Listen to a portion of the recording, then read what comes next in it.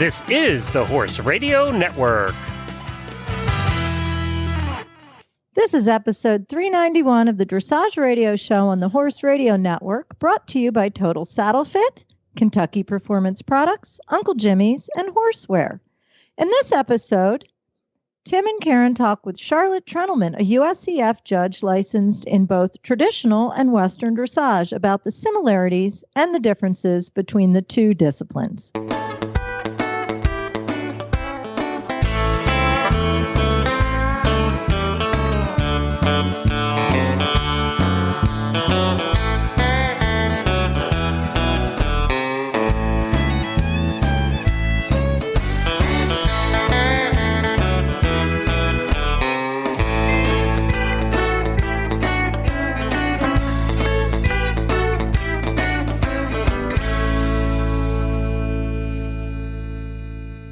This is Karen Abatista from Sarasota, Florida. And this is Tim Christensen from Iacca City, Florida. And you're listening to the Western Dressage episode of the Dressage Radio Show, brought to you by the Horse Radio Network. Tim, we had a busy weekend, didn't we? Oh boy, we sure did. But what a lot of fun we had. The Western Dressage Association of Florida, we held our second annual Florida Western Dressage Championship show, and it was another success. We just had a great time. We had so many new exhibitors and so many new faces that it was so exciting. We had somebody come down from Vermont. We had another lady to show, and we had another lady who had shown up from South Carolina to check it out. Both of these gals were very enthusiastic about Western Dressage and were wanting to get it going in their home states. But it was just quite a show. We had really nice horses. We had phenomenal weather. It just was, I would just say, a smash hit. And everybody just sounded like they had a ball. Wouldn't you agree, Karen? I would agree. I think some of the highlights were just, it was really great to see professionals working together. You know, yes, everybody Yep. was having fun, cheering each other on, and while it was a competition, it was in the spirit of camaraderie, and I really, really like that. And I also really like to see how many adult amateurs are getting out there and supporting the shows. I really have to commend, they are the backbone of the sport. They're what keep everything going. And it's so nice to see them just embracing the discipline. And of course, and I would agree. Yep. Yeah. And we need to do a shout out to the volunteers, because we had great volunteers. Yeah. I mean, to all of you guys out there who go out and you scribe and you steward and you do what you can to make these shows happen, we couldn't do it without you. And never doubt that you are appreciated. But Tim, and I think another observation, I think we had a lot of youth kids there too this weekend. Yeah, as we look back, because I think we're talking in the office that we might want to split this year. I think the amateur junior divisions were combined, and it looks like we had enough youth that we can probably split them off next year with the numbers of what they were talking in the office. So that's also really encouraging, is that we're now starting to get some looks from the youth participants. Yeah, because dressage has always been kind of a have to with some of the kids. You know, it's not as exciting as jumping or some of your Western disciplines. So to see the kids embracing it and wanting to come out really bodes well for the future of the sport. And I am pleased about that. And I have a 4-H club coming this Saturday for a little clinic with them on the Western Dressage. So that's very enthusiastic that it is starting to reach at the junior level. So we're starting to see interest in there as well.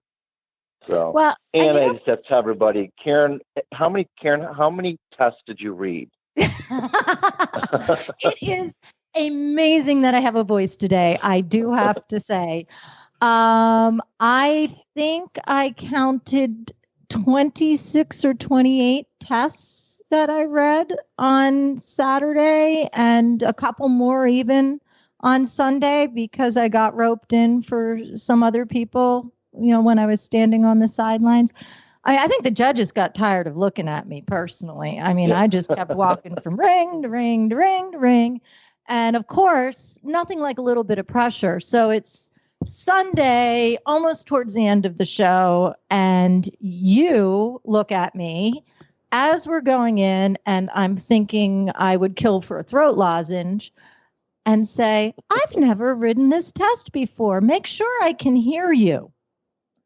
Oh, nothing like a little bit of pressure. Great, Tim. So if you but it went well. It went well. I knew the maneuvers, so I was prepared for the maneuvers, and I kind of knew where they were coming in the flow, but but it went good. And just kind of for those that are listening, if you're at a state association or you're at one or you want to get one going, it was just a great show, and it all came together. And we would encourage, if you are at a state association, to really consider putting on a club-sponsored show, because it was just a lot of fun, and it would really give you a lot of encouragement. And so, I do have to say one other thing too. This was another weekend, happened to us when we were out in Oklahoma. It is so cool when we're out at these shows and people come up to us and go, "Oh, you're the guys from the Horse Radio Network." And, if you know Tim and you know me, we really don't mind listening to ourselves talk. We kind of entertain each other, but it's really nice to know that other people are listening. And yes, it is. It's encouraging. Yeah, we really thank you for your support, and keep those comments and keep that feedback coming, because we enjoy what we do, and it's nice to know that you enjoy it too. So anyway. And I truly believe that this is probably the most hottest discipline going, and it is just being, the enthusiasm and the inquirers are just great. So stay encouraged and get excited and try to grow it at your local level. Absolutely. Well, we have a great show coming up. With us today is Charlotte Trentelman. And Charlotte Trentelman is a USEF, United States Equestrian Federation, licensed senior judge in dressage and a licensed large R judge in Western dressage. And we're going to talk with Charlotte about the similarities and the differences between the two disciplines, and actually get her to talk about some of those easy to fix errors that she sees time and time again from the view at sea. So stay tuned, and we'll be right back. She had waited all her life for this moment, dreaming about it since she was 10 years old. The trailer ramp touched the ground. He whinnied as she backed him out, swinging his head around to get a good look at his new home. His coat gleamed in the sun. Her love had arrived. She was breathless. He was beautiful. She could hardly wait to tack him up and start off on what she was sure would be the best times of her life. This love story is brought to you by Contribute, providing essential omega-3 fatty acids that help maintain low inflammation levels throughout your horse's body. The horse that matters to you matters to Kentucky Performance Products. Call 859-873-2974 or visit kppusa.com to order today. So joining us this episode is Charlotte Trentelman. Charlotte is a U.S. Equestrian Federation S dressage judge who has competed through Grand Prix. She is also a USEF Large R Western dressage judge. Charlotte competes in combined driving through the advanced levels, and Charlotte and her husband Chris run Rebel Ridge Farm in Anthony, Florida. Charlotte, thank you so much for joining us. You're welcome. It's my pleasure.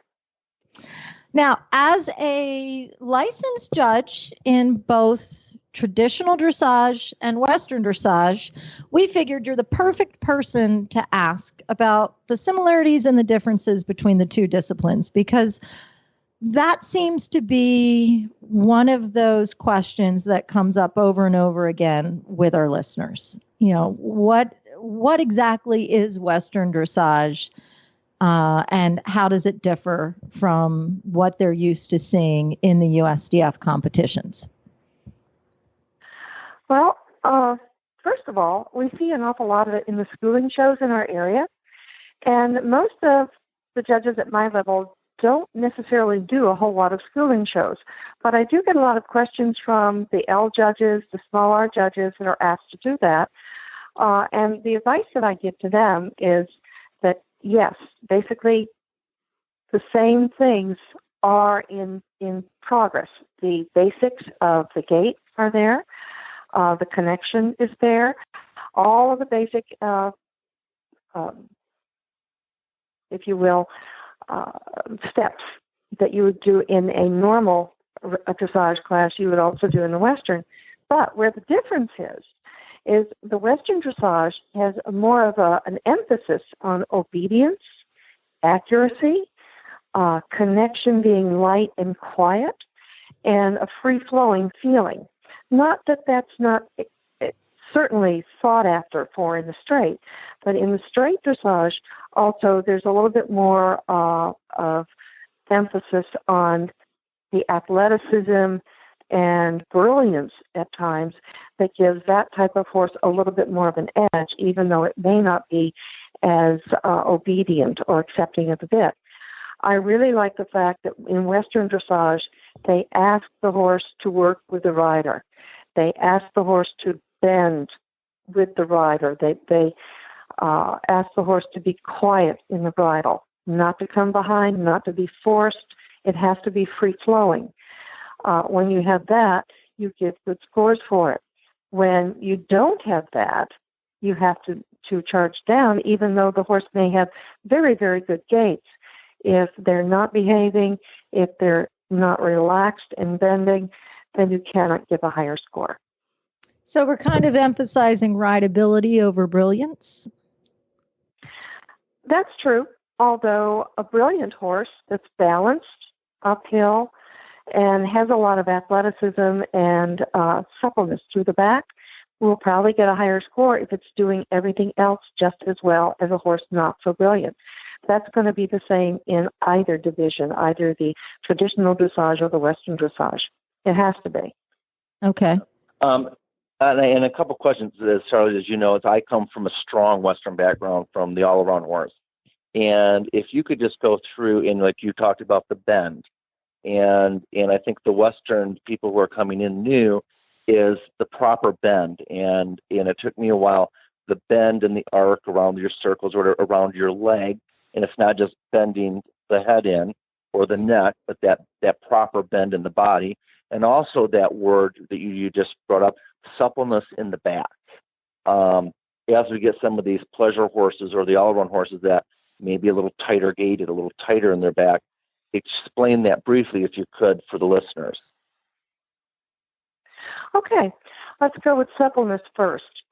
Any horse that's being trained in dressage, no matter what saddle you put on it, can be better. In other words, you work to make them use their backs a little bit more softer, reach underneath themselves a little bit more, get a little bit more swing in their gait. You see that particularly at the walk. And when you have a horse that's a little bit short behind, you have to kind of work it. Well, why is this horse being this way? Is it tense through the back? Is it tense? Is it being restricted in front?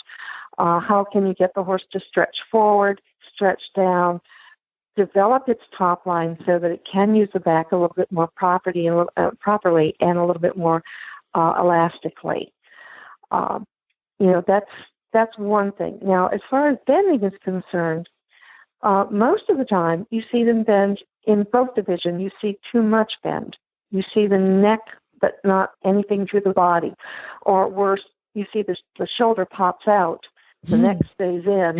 I've seen that. And it's not really a correct bend, but you think, oh my goodness, that's really great bend for my leg here. No, the horse is just sort of avoiding and not being straight. A horse, if it's straight to your aids, even if it's straight on the curve of a line, if you can imagine that, if it's straight, it's going to be able to work through its hindquarters a little bit better. The power will be there. That's where the engine is. So if you straighten the horse, say, and you ask it to move forward, and you're not restricting in front, but it's balanced and pushing up from behind, you should feel like a little uphill balance, actually. And if you come on a bend, say, through a circle or a smaller, like through a corner, you should always feel like you still have the horse straight on your aids. And when you come out of that turn, that horse is still moving forward in the same tempo that it went into the bend, into the corner with. Like I say, I really see too much bend, or the big mistake that you often see when you have someone who makes a turn, say, at B or E, come across the center line and then change their direction. You'll see the horse is set up for the first turn, but the rider does not set up for the second, the change of bend. So they lose points on that. What they should be doing is, as soon as they come off their corner and start to go across the center line, they should be setting up the horse with a new bend so they can show that to the judge when they make that second corner. You see people a lot of times, they make the first, they don't make the second. And again, a lot of times it's because they lose the horse's shoulder and the horse is not going forward from their aids, from their leg and their seat. So Perfect. when we talk about bend too and straightness, because I heard you mention straightness, one of the things I see a lot with some of the horses coming over from the Western disciplines is a lack of straightness in the lope. I don't know. And they refer to that as being canted, where they want that hind end, the hindquarters in. They refer to that as being canted. Why do they do that? They want that? It seemed to be a fad that came on several years ago, and there's lots of different reasons, but it is there. As you know, that mine came from that background. And boy, it took me a long time to get that fixed and to get them to move straight.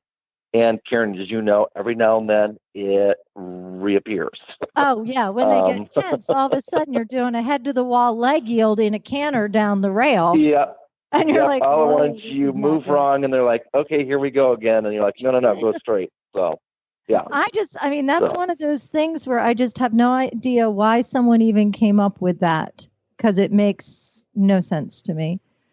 But teaching these horses to go straight then in a canter or a lope has been quite challenging.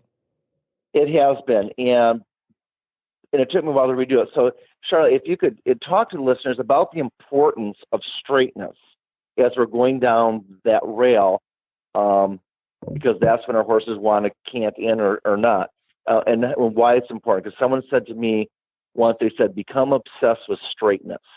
And that stuck with me as I was redoing my horses. So let's, the importance of straightness when we're coming in straight down the center line. What are you looking for?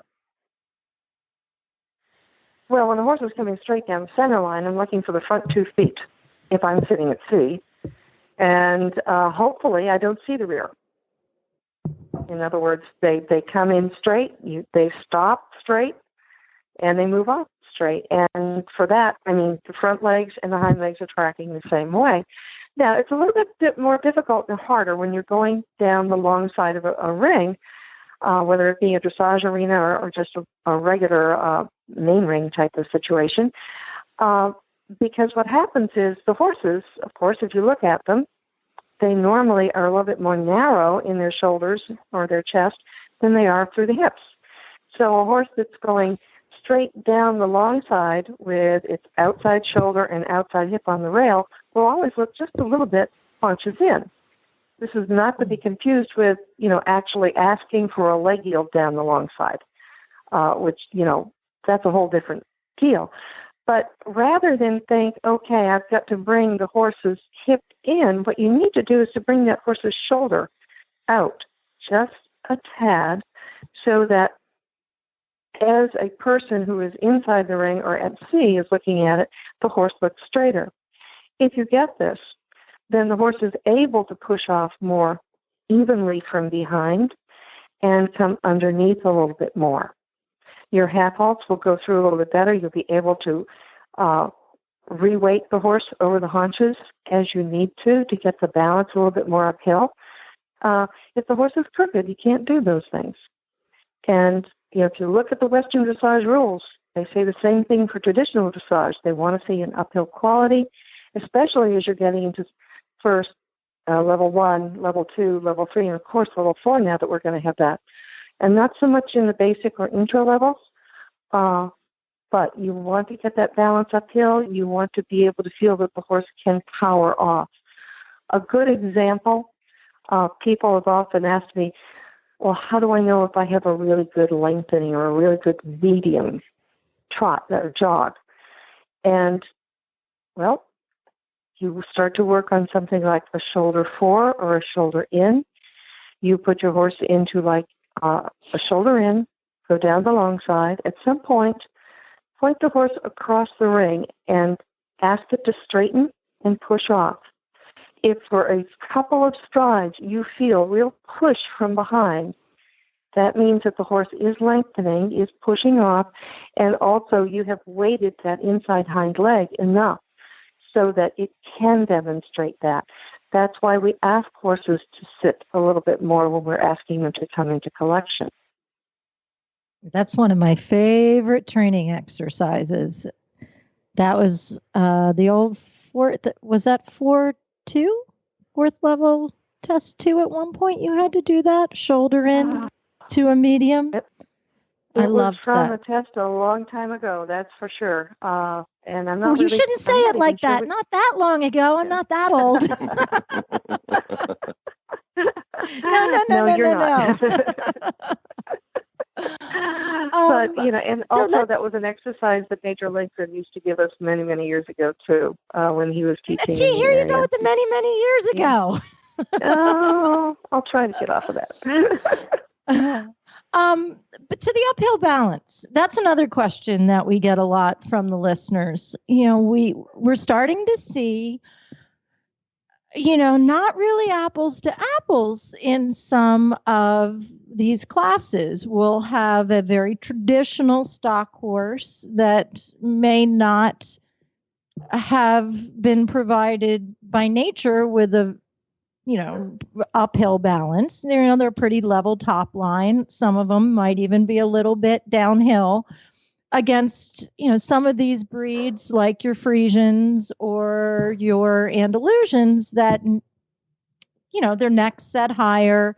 They just, they come out of the gate more uphill.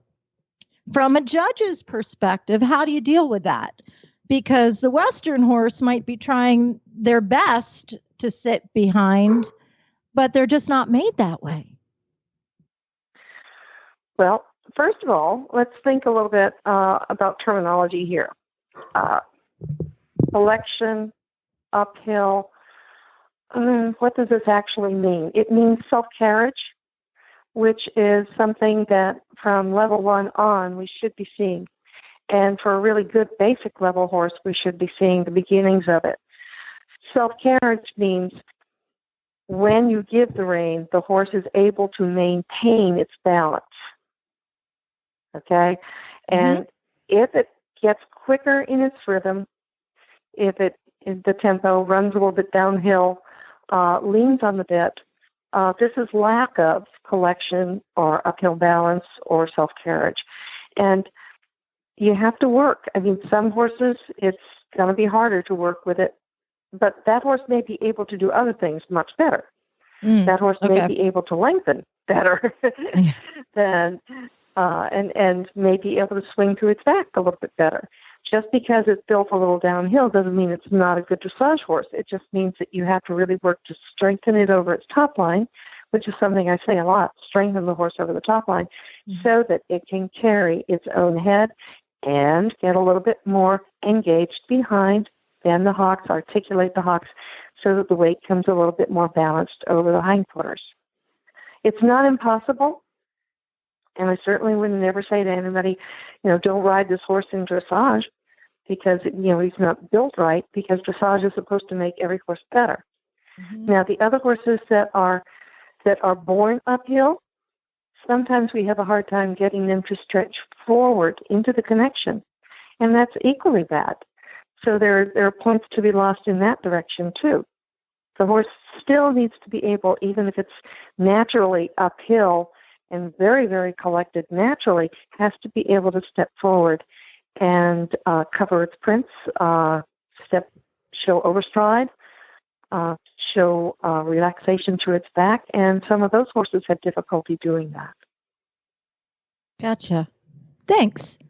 So we're going to take a quick break, and then when we come back, we're going to ask Charlotte some of the easy-to-fix errors she commonly sees from C. So please stay with us.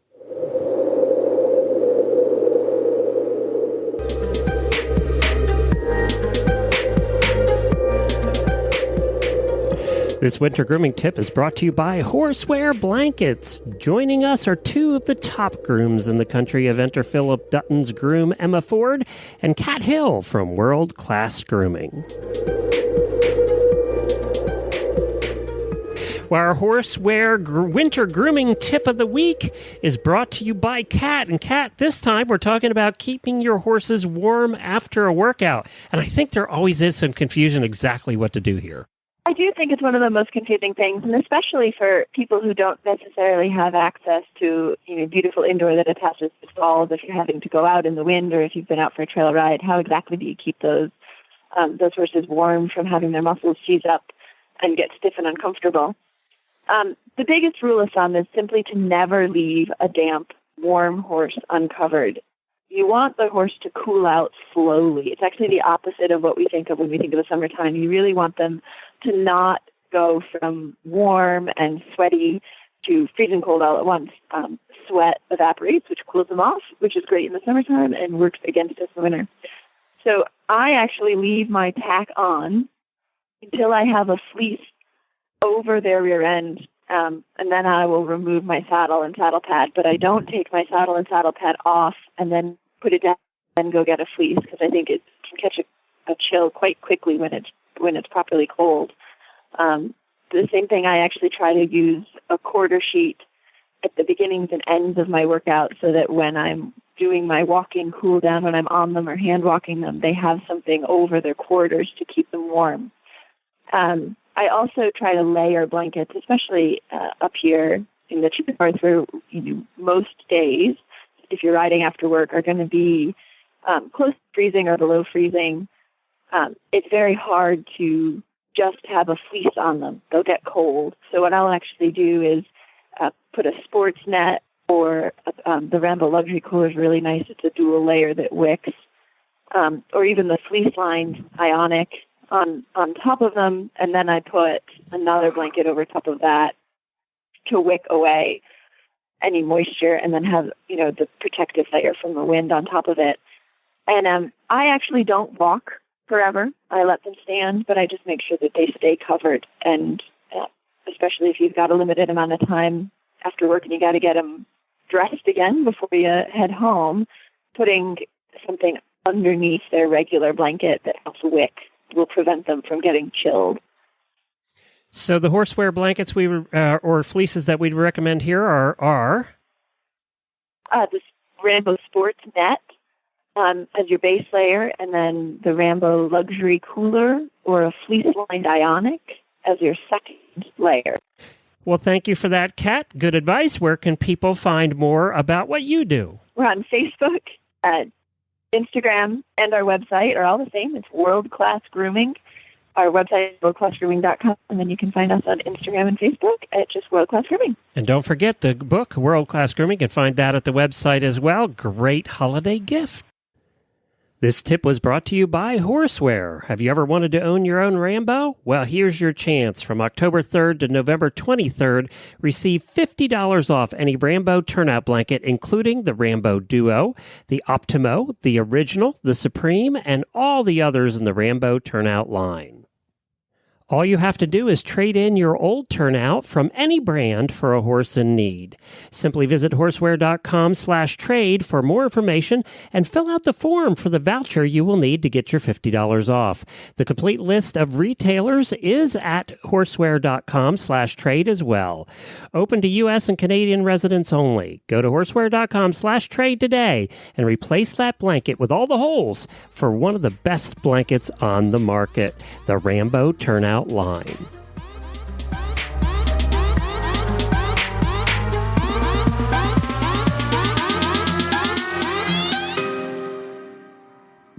And welcome back. We're with Charlotte, and we welcome you back. Charlotte, Saturday night at our dressage show, we had a question and answer session, and there were a couple questions and topics that came up that I thought you really explained very well, and they're questions and concerns that I've heard. One is Western dressage big dressage horses in Western saddles, and the difference between jogs and trots and lopes and canters. And I really thought that you explained that really well. Could you just touch base on that?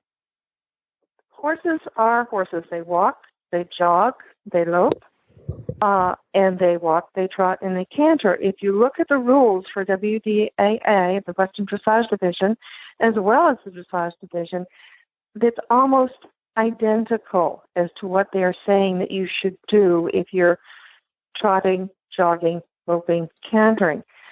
The difference is, like I said, when you look at it, it's the obedience, it's the accuracy is where they make the higher points in the Western dressage.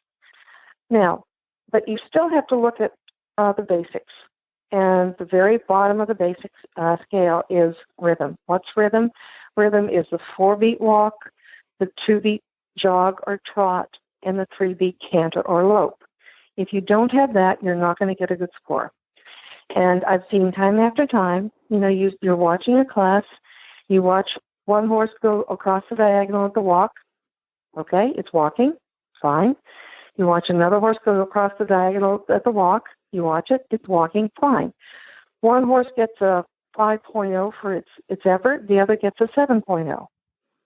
And the riders compare, and they go, oh my goodness, well, gee, we both walked from point A to point B here, or point M to point K, if the case may be. And, why did we get a different score? Well, it's their gaits, the quality of their gaits, because we also look at that. And that's what a dressage judge does. And it doesn't matter what saddle you got on the horse, we first have to look and be sure that the gait is clear, the gait is pure. We see a lot of problems with the walk. We also see a lot of problems with the canter getting a little bit lateral too sometimes. It loses the 3-beat quality and gets a little bit on the shoulders and almost becomes more like a pace, and you can't score that high either. You have to kind of look at that, and then from there, you say, okay, but this horse, okay, has a really good walk, but he's a little bit fussy in the bridle, so you have to take it down a notch on your score.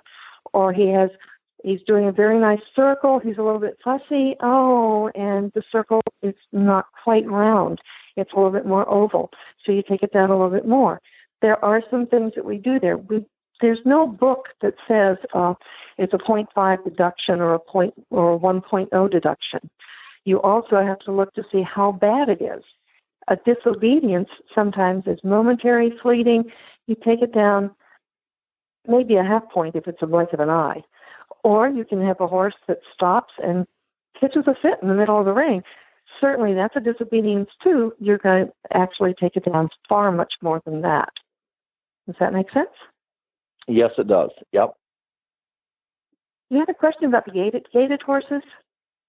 That is one, and I thought there was a question on the gated horses, and you really talked about how many different gated horses we had, and what I really think the clarity that you gave, is it a running walk, is it a whatever, when they're with each different gait, but you said, and it made total sense, the gait when they come in the arena down that center line is pretty much the gaits they're going to give you, like at what we'd call the working jog or a running walk.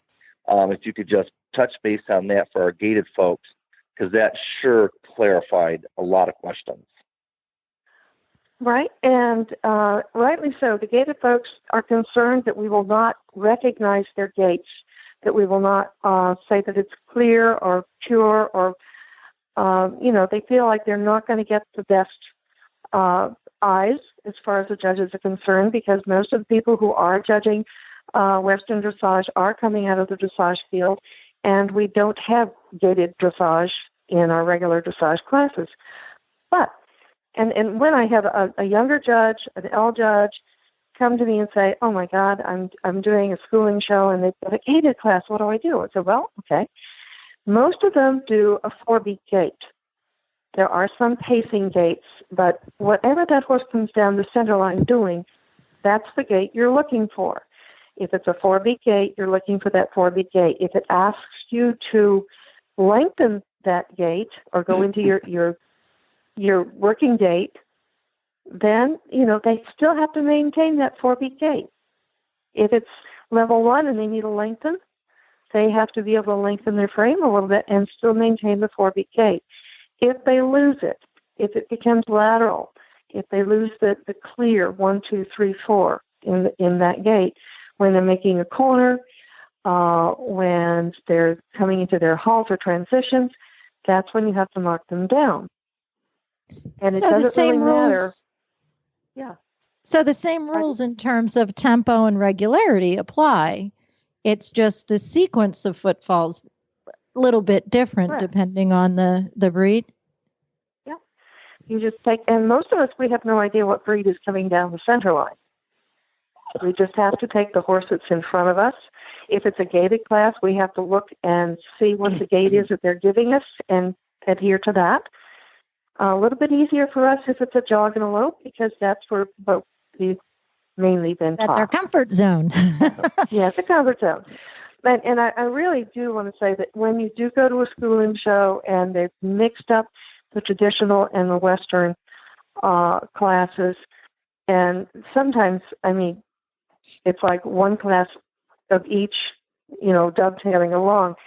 If you get a score sheet back, and the judge criticizes your trot or criticizes your canter when you're in a Western tack, please don't feel like the judge is really stupid. It's just we are trying to adjust back and forth and back and forth and back and forth all day. It's a little bit easier if we have like a full day of Western dressage. Then you kind of get into that niche. But in a schooling show, when we have to switch our hats every so often, it doesn't really work out that well for us. And we don't want to look stupid, but sometimes just that word gets put down instead. The wrong word gets put in there. Jog. You're human. Yeah, I was going to say, oh my goodness, judges are human. Yep. Well, good. Well, thank you. I just thought that was really beneficial the other night. So thank you very much. While we're on the sort of the frequently asked questions, another one we get a lot. Do judges look, and do they care whether you ride in a curb or a snuffle? Oh, okay. I don't particularly. But then I came from the Western Division, I hate to say this, many years ago. And I have no problem with the curb. I also show combined driving, and I do driven dressage in a curb. So there's, in the back of my mind, I know very well that I can get a horse to be light, round, forward, balanced, and working quite nicely with a curb.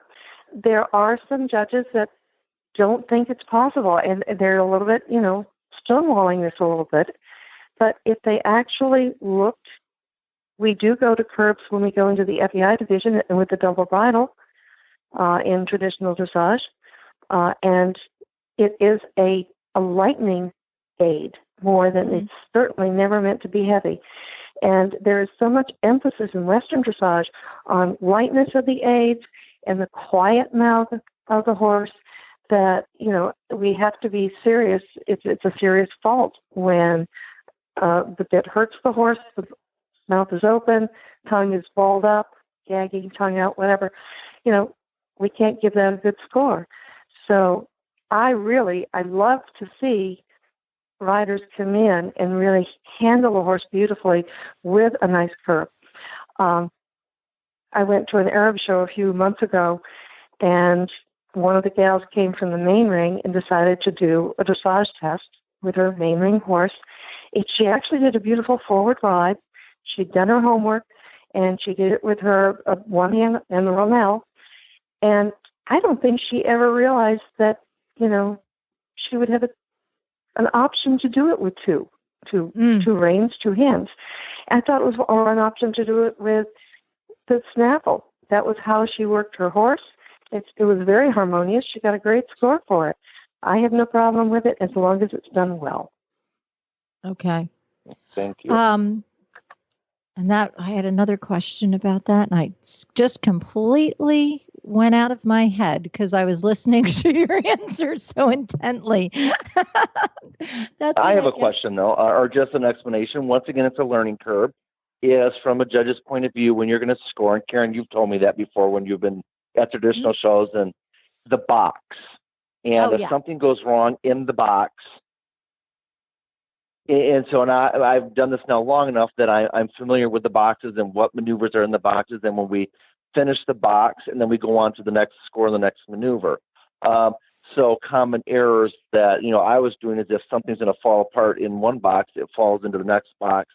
And I'm now learning to go from, I'm trying to explain this, go from box to box. You know what I'm talking about, Karen? This was how would you fix it? Yeah. This is kind of what I talked to some of my competitors, when things go wrong in the show ring. If you can keep the disobedience or the error or the whatever the challenge is in the moment within a movement, if you can keep it from leaking into the next movement and the movement after that, you're going to end up with a better overall score because it's not going to impact your points as dramatically. That's true. If it's really a bad problem, it may influence the submission score at the end. Mm-hmm. If some of the problems the judge perceives was caused by the rider or inefficiency of the rider to quickly solve the problem, it may get their score too, their effectiveness score. But what happens most of the time is in a lot of the Western dressage tests, there are so many things that happen right rapidly, bam, bam, bam, bam, bam, right behind the other. So like, I know at least in one of the tests that I see, you get like 5 scores in 10 seconds. It's amazing. Yeah. So you get 5 scores in 10 meters. Yeah, right. However, the one thing to think about, though, is that a lot of people don't realize the box starts where the letters, with the letter, okay? So if you do a 20-meter circle at B, and then it tells you the next thing you're going to do is at A, like pick up the canter, pick up the lope, if you will. If you do your 20-meter circle and there's a problem, after you finish the circle, say when you're completing the circle, you're going down the long side, the horse, if you're loping, loses the gait, goes into the jog, okay? You should fix it as quickly as possible because then when you get to A, whatever you're supposed to do at A won't be affected by it. Now, the other thing is, since the essence of the movement was the 20-meter circle, if the problem is between the end of that and the beginning of the next movement, you don't lose as much, like, say, a half point instead of a full point. And again, it also depends upon how badly the disobedience was, how prolonged it was. A prolonged problem, you lose more points. Yeah, see, and that's what I was really what I was trying to get to, and you knew what my question was. Yeah. So well, and it's different because you come from a world where if you go off pattern, you're done. You're done. Yeah. Yep, you're done. If you pick up a wrong lead, you're done. And in the dressage world, you get that 2-point error, and even so it's not it doesn't affect your overall score. But yeah, so if things go wrong, keep right on riding. Thank you. Yeah, So that was a good yeah, explanation. So from the judge's perspective, what are some other things you see time and time again?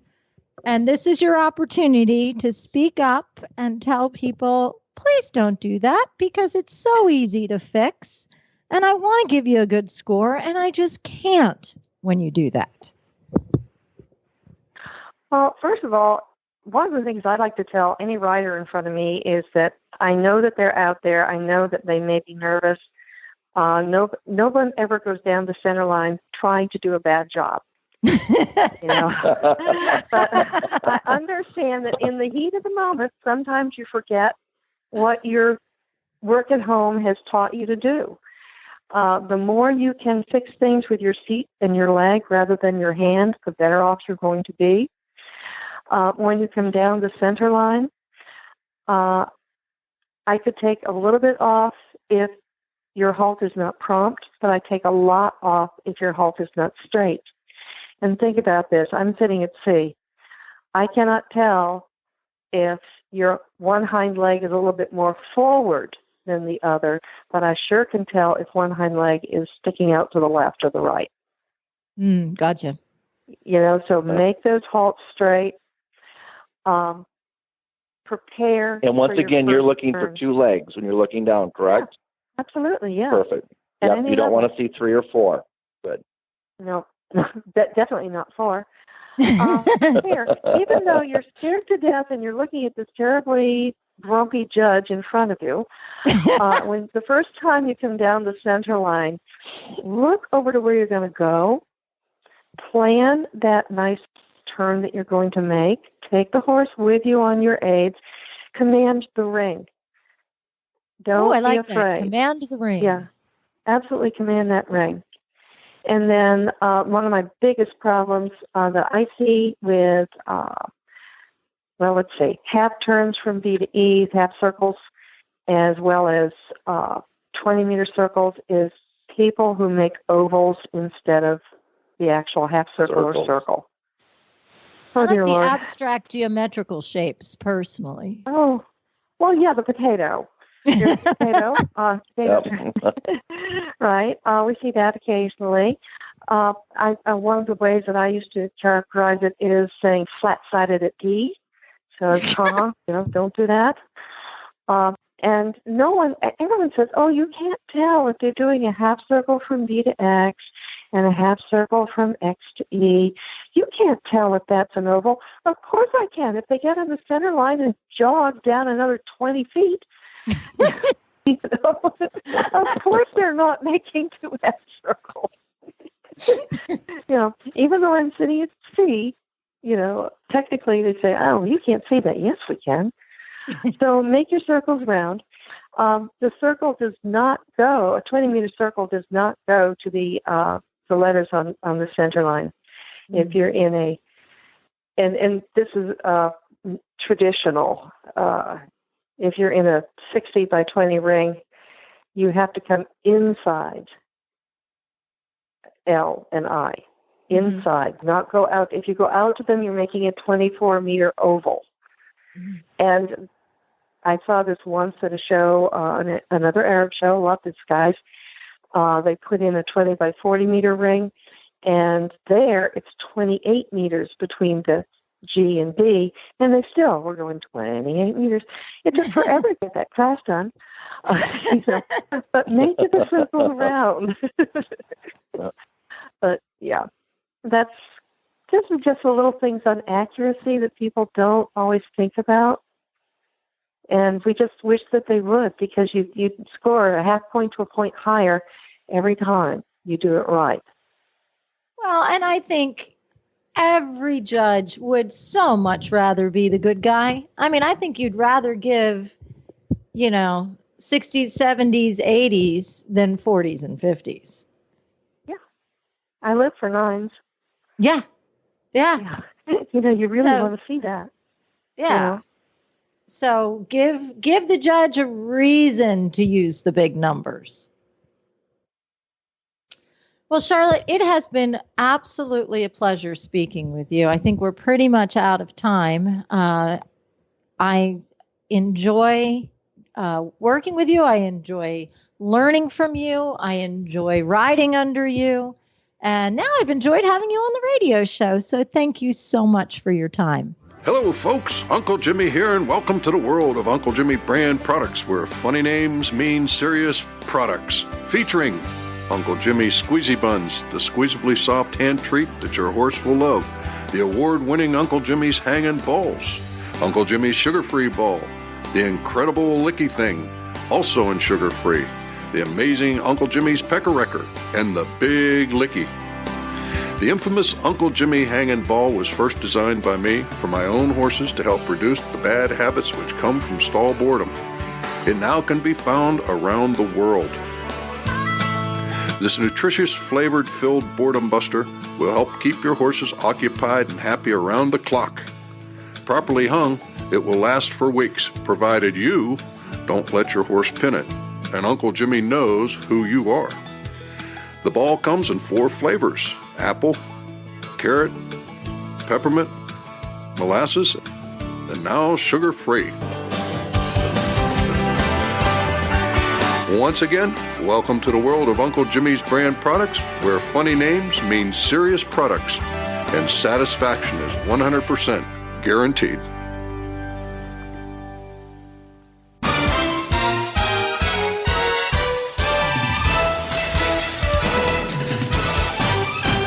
This week's dressage training tip is brought to you by Total Saddle Fit, home of the shoulder relief girth at TotalSaddleFit.com. Our Total Saddle Fit tip of the week is about holiday shopping and some book suggestions you might want to look for on Black Friday and Cyber Monday. Some of my personal favorites: 101 Western Dressage Exercises by Jack Blue. We had Jack on the radio show not too long ago. She was a fantastic guest, and that's a fantastic book, a must-have in my opinion. Dressage for the Not So Perfect Horse by Janet Foy. While it's written with the traditional dressage rider in mind, it's great for the Western dressage enthusiast, as is When Two Spines Align, Dressage Dynamics by Beth Beaumere. More cross-training, book 2, Build a Better Performance Horse with Dressage by Jane Savoy. It's another must-have. And would also highly recommend Your Complete Guide to Western Dressage by Lynn Palm. And we're hoping to have Lynn as our December guest. So do pick up that book. Since the weather's going to start turning cold, it's a great time to update your library.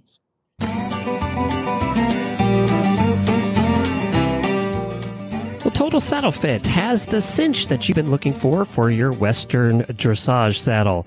The shoulder relief cinch actually changes the position and angle of the billets to prevent the saddle tree from interfering with the shoulder. The center of the cinch is set forward to sit in the horse's natural girth groove, while the sides of the cinch are cut back to meet the billets 2 inches behind where the horse's natural girth groove lies. This brings the latigos from angling forward to becoming perpendicular to the ground, which reduces the saddle's tendency to be pulled forward into the shoulders. With horses that have shoulder interference without angled billets, it simply moves the billets back to keep the saddle further away from the shoulders. The secondary benefit to this shape is the cutback at the elbows. This gives more room for elbow movement as well and prevents galls in the elbow area. You can find the shoulder relief cinch at TotalSaddleFit.com. That's TotalSaddleFit.com. Thanks so much for listening to this episode of the Western Dressage Radio Show. You can find our show notes and links to today's guest on the website at dressageradio.com. Like us on Facebook, just search for the Dressage Radio Show. You can follow us on Twitter at Horse Radio. Tim's website is training4life.com. And my website is KarenAbatistadressage.com. And you can email us at KarenAbatista@gmail.com. Many thanks to our sponsors: Kentucky Performance Products, Horseware, Uncle Jimmy's, and Total Saddle Fit. And don't forget to check out all the other shows on the Horse Radio Network at horseradionetwork.com. And we would just like to wish all of you a very happy Thanksgiving, safe travels throughout this holiday weekend, and enjoy your journey and enjoy your ride. Have a good weekend. Thank you.